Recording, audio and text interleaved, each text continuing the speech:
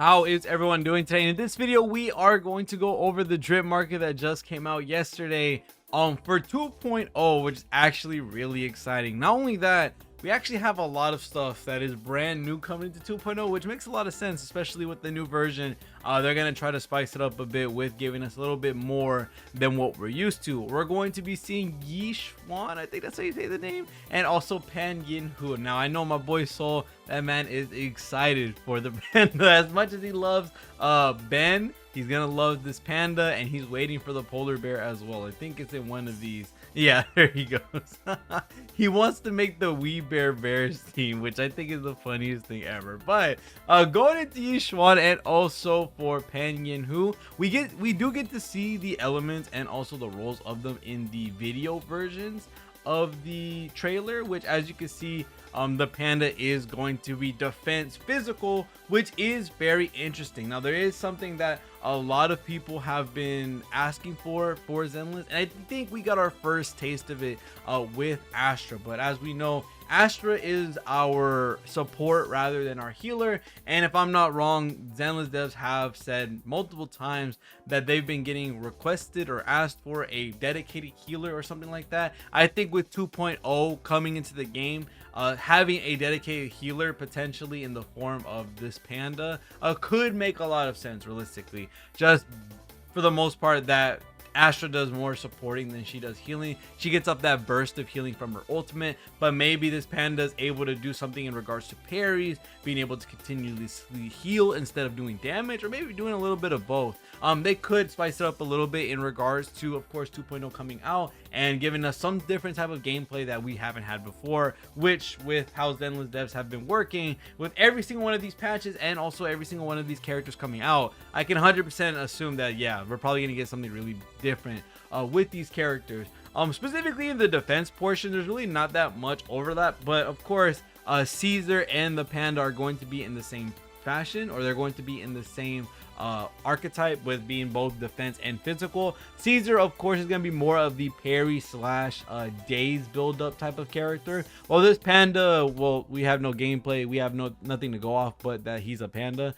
So I'm assuming that he's just going to be able to provide something that Caesar isn't, which this could go in the form of healing, like I said before, something that Zenless devs have been asked for quite some time. We could also look at something maybe like some buffs that Seth has, something in regards to anomaly, with Caesar being able to do impact, so maybe he's able to boost attack, maybe he's able to boost certain elements or something in regards to that. It's just a lot of stuff they can do with the defense factions. There's not that much characters in that role in the first place. What, it's Ben, Seth, Caesar? Is that it? That might be it. I'm not gonna lie. And Ben, for him, it's kind of like anomaly buildup slash attack, like he actually does the damage himself. So I can't wait to see what they're going to be doing with this panda. I really like, although they're not my favorite, I'm just gonna go ahead and say that myself. The big bears are not my favorite characters in the game. I'm just gonna go ahead and say that. I'm sorry. But I really do love the variety of characters that we do get. Like, the fact that we are seeing a big panda come into Zenless is by far one of the coolest things in the world. Although it's not something I'd use or a character I'd probably like, I'm very glad that the diversity of characters that they're going with, they all don't look the same, they all don't share the same model or anything like that. They're legit making these crazy different characters, from giving us Vivian to Hugo, and now we're looking at a panda. And of course, the main event, the character I'm waiting for, is Yixuan. Yes, sir. This is the character I'm waiting on, apparently, and of course EO, so EO being EO. But this character, yeah, I need this character. This character is going to have some new type of element slash faction or role. She will not be in any way, shape, or form what we've seen before 2.0. This is going to be a brand new season 2 role and season 2 element, which I think is very exciting. And it doesn't seem, for the most part, I feel like I've seen Azriel say something about this, but she doesn't look like she's going to be a void hunter. Of course, from a lot of the translations that people have been getting from the streams, it seems that she is of the rank of a void hunter, but she's not an actual void hunter, which this character is just very exciting overall for me, and I really can't wait to see what she's going to do. The question poses though, with a new role and new element, I'm assuming the new element is going to be in some way, shape, or form similar to what they did with Miyabi, where it's going to have its own anomaly bar, but it's going to work as a element that's already pre-existing in the game. So I could expect it to be, you know, something like ether, something like fire, ice, thunder, any of these other elements that we currently have in the game. Is probably going to work in the shape of those elements, but be having its own reactions or its own anomaly disorders, whatever, that type of stuff, similar to what Miyabi has, which what makes her so good, right? She's able to proc the freeze plus her own frostburn stuff, giving her damage, giving her a lot more reaction damage, all the different type of stuff. Really cool things to see from these characters. But we do know that Miyabi is an anomaly character through and through. If I'm not wrong, I could be wrong. I haven't seen her actual role. We just use her as an attacker, anomaly unit, both in the same way. So it's funny to say that. But her having a brand new role is something to make note of, and something that's very exciting, because what can they provide? Oh, actually, yeah, they are. Miyabi is an anomaly character. I'm sorry. It feels like this is like common knowledge, but for some reason in my head, I'm like, what did Miyabi have?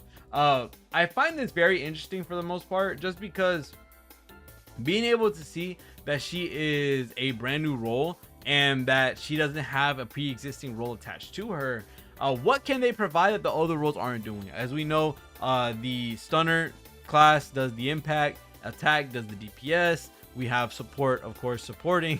Defense is being able to help with the parries, being able to give shields to your team. And then am I missing anything else? Oh, and then anomaly is reactions, right? So right now with Yixuan, what are we exactly looking at, and what is she going to provide? Because it seems like we have everything for the most part.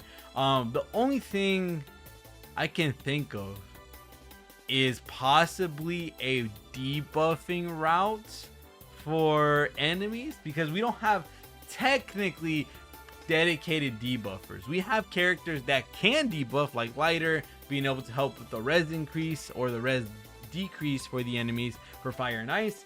He's able to debuff, but he's not a primary debuffer, he's a stunner. So there's a lot of stuff they could do with this. I really can't wait till the stream happens where they actually tell us what Yixuan's able to do in regards to the new role and also the new element, because I think both of those equally are as exciting. Just how, like, we had Miyabi where her ice and frost fire, is that what it was, frost burn, frost fire, something like that. All that different type of stuff was very exciting to see, and I can't wait to see what Yixuan's going to do. I also can't wait to see what they're going to do with this panda as well, because like I said, the defense role always has very little of them inside it anyway, so it kind of doesn't matter what they give him, because it's going to be unique regardless. And going down the healing route probably would be the highest case of what it's going to be, just because they've been asking for it, or the community has been asking for it for quite some time. But other than that, that's going to be it for these two guys. I know we're probably going to get one more drip marketing probably today at night for the second S rank, because I'm pretty sure this panda is going to be the A rank alongside Yixuan. But other than that, I can't wait for Zenless 2.0. I know that stream is going to be absolutely packed. We've had so many good patches from 1.0 to 1.7. It's crazy that we're finally about to hit 2.0. Once that happens, I know they're about to drop something crazy alongside with these characters most likely. But other than that, thank you guys so much for watching. See y'all guys in the next one, and peace.